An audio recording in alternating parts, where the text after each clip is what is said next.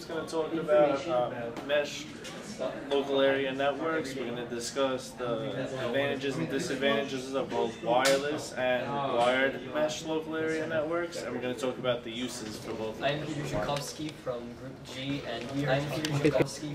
G, and we're talking about the wireless mesh network. In a mesh network, there are multiple nodes, which have access to the internet, and these give access to other computers via wireless connections.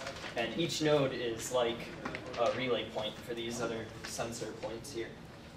There are many advantages to using a wireless mesh network over other forms of topology because it greatly reduces the number of wires that need to connect a large number of computers, so it can be used in crowded urban areas, municipalities, and like in a school which might have a couple hundred computers depending on how big it is.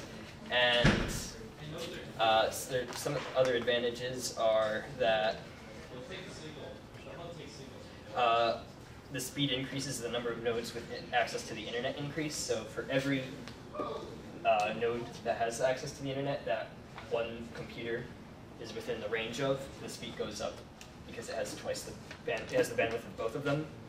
And it's more convenient, and it also doesn't require a line of sight to the node that actually has the internet, because this can connect to this device, which might connect to another further device somewhere along, which could be around a concrete building or something of the sort. It's also good because it is a very adaptable form of network. It self-configures, which means that when a new machine is added, it will do it rather automatically, and it doesn't require going in and adding MAC addresses as some other networks that are more secure might. Not to say that they're unsecure. I'm going to edit that part out. And it's self-healing, meaning that if the connection to this computer is down and other computers rely on it, then they'll find a different path. So they won't lose all their connectivity simply because the main connection is down. Which brings us to the fact that it has dynamic configuration, dynamic routing, I'm sorry. They choose the quickest and the safest possible pathway directly to the internet.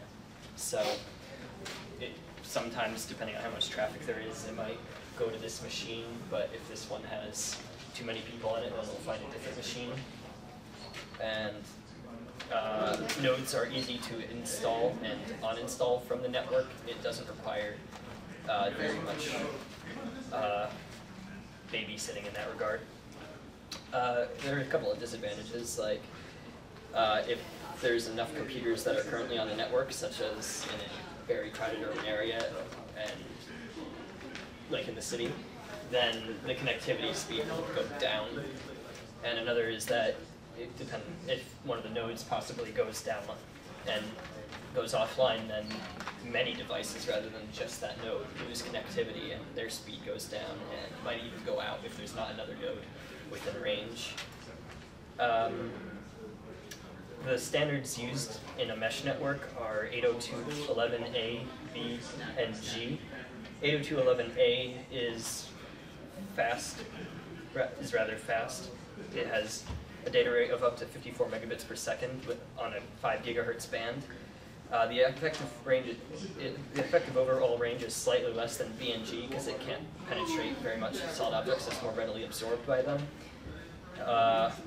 But it has very little interference, unlike B and G. B and G operate on a 2.4 gigahertz band, which can be interfered with by microwave ovens, Bluetooth devices, baby monitors, cordless phones, that sort of thing of the like. The difference between 802.11b and G is that G has much faster speed. B has 11 megabits per second versus G's 54 megabits per second or 19 megabits per second if it's using the net throughput. Raw data is a little bit different than that. You could edit that out.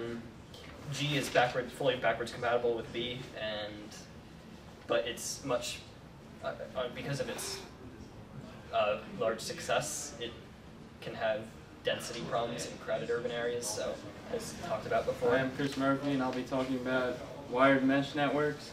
A wired mesh is a type of physical LAN network which has every node connected to every other node in the network. There's two types of physical mesh topologies. There's the full mesh and the partial mesh.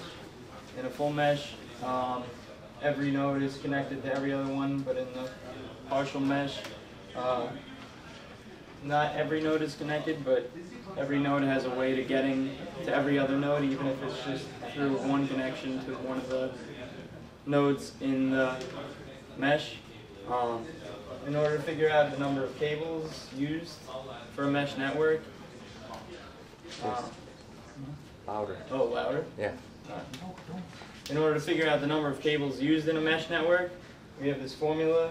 In order, cable numbers have to have devices times devices minus 1, and then you divide that by 2, and that would get you the number of wires needed. The advantages of the wired mesh network is it's very secure because if one node goes down, it's not going to break or mess up the network. However, because of that, it requires a lot of wiring and it's very expensive. That's pretty much it for physical mesh networks. Protocols are important to communication because otherwise computers and other devices would have no idea how to interpret any received data from other devices. It'd just be impossible. It's also important because it is necessary for error checking. Without error checking, devices would have no idea to make sure that the data is actually correct, so it would be useless. Standards are necessary to communication because it's an easy way of ensuring that devices are operating upon the same protocols.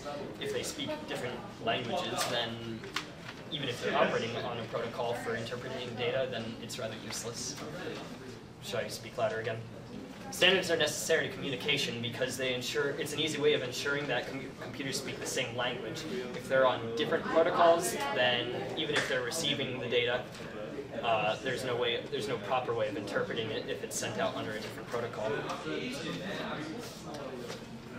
That's all I got. I hope you guys enjoyed our presentation about mesh local area networks. I hope it was helpful and very informative, and thanks.